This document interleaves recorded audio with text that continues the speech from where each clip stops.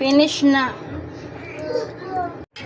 For today's video, magluluto kita hen Bicol Express. Bukan kita na shetsi.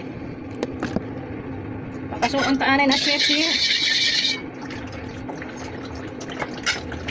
Papasukan niya. Ibutang na ito ang panako.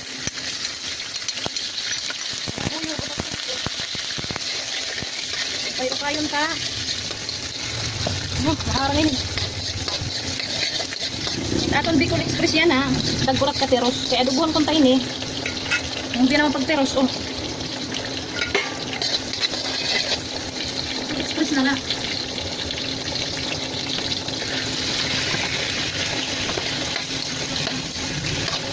Aton Bicol Express yan ha. Wala lang niya. Sitaw. Kaya sitaw nauna na pagluto at katulog. Nauna na ang sitaw. Yan na. Siya na rin ito lamas. Bicol Express nga waray sitaw. Pangantaanahin asa yan para magmapara. After 5 minutes, nga atong gintakluban nga paggawas it iya manteka. Oh. Tubig-tubigan talingat. Makuha kita ng sugeg. Tubigan naton. Magamay nga kalotso. Tas niya naan tuno. Ano? Mabutang na kita yanahin mga leso. Paminta nga bugkos. Yan hindahon. Walang kupas. Maduha. Ito pa nagahos.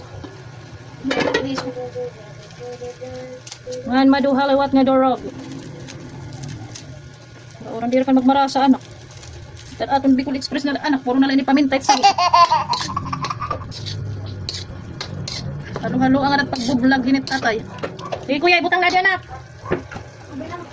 Igbubutang na ni kuya. Ano ito mahiwagang gata. Sige. Ibuhos mo kuya. Wow.